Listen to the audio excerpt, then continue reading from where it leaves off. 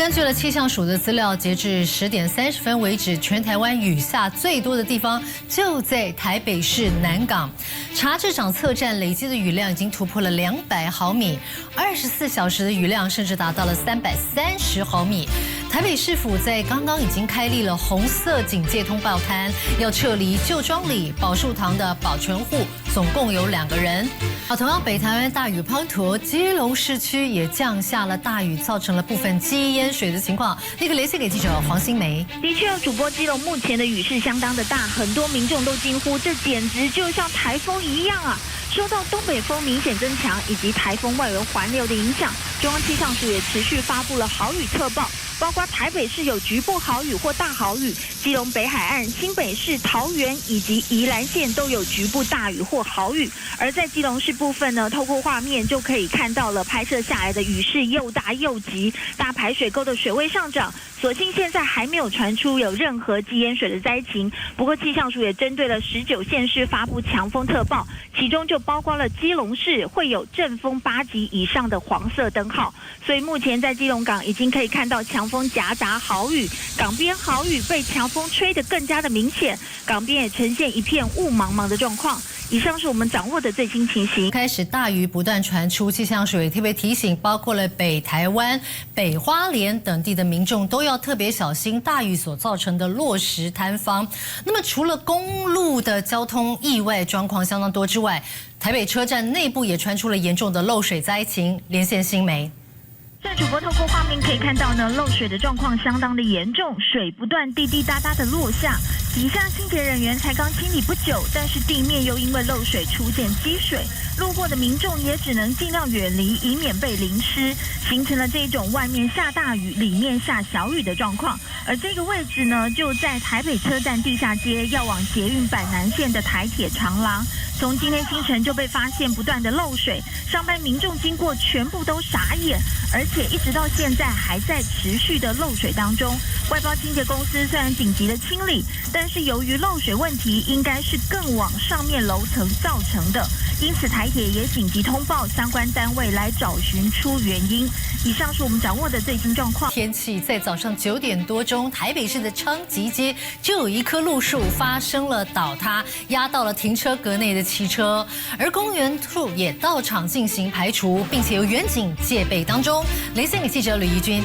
好，画面上你看到的地点就在台北的昌吉街。上午9点多呢，原本汽车是一辆一辆的过，没有异状，但突然一棵树倒了下来，压倒呢正在停车格里面的这一辆汽车。而这一棵路树其实是非常的大，一倒下来占据了2个车道。还好呢，经过的车子看到树倒了，赶快下车，没有人受伤，也没有其他的车子被波及。但是呢，一度是造成了交通双向封闭。目前呢，警方已经联系了公灯处来到场进行排除，远警也在现场交通疏导。因为上午呢，双北下大雨，这棵树是不是因此倒塌，相关单位还在了解，也提醒民众一定要注意安全。把时间还给彭内。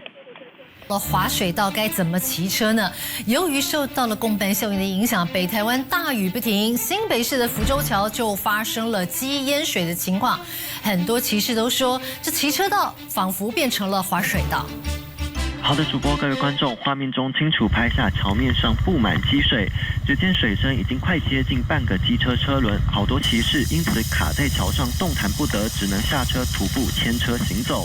画面就出现在10月19深夜，新北板桥福州桥上，因为强烈雨势导致积水来不及宣泄，才会让好好一条桥直接变成滑水道，许多骑士根本无处可躲。而受到东北季风以及风神台风外围环流产生的共伴效应影响，新北市多个地区下起大雨，气象署一早也针对北基桃以及宜兰、台东、新竹7个县市发布好大雨特报，提醒观众朋友要随时留意天气状况，避免发生危险。以上最新。好，大雨说来就来，真的不能掉以轻心。在宜兰这边也有状况，接天宫发生了水淹半个车身高。而至于在桃园这边，海港路旁的大排也已经整个上涨。连线给记者郑宁宁。好的，主播，画面中可以看到大雨持续下，桃园海港路旁的排水沟水已经淹了上来，就剩下一点点的距离就会淹到路面上，对于用路人是相当危险。镜头转到了宜兰的接天宫，目前降雨持续，但是前一天的雨势更大， 19号早上8点，也是因为强降雨，接天宫的涵洞就开始积水，不到5分钟就淹了起来，民众的车子就受困在了里面。通报过后，相关单位到场处理。最新消息是淹水已经退掉，相关单位也会持续关注，避免积淹水灾情再发生。以上最新消息，由于迎风面的降雨相当明显，台北市已经升级为红色警戒，气象署预计在12点钟启动大规模或较剧烈豪雨作业。听听气象署最新说明。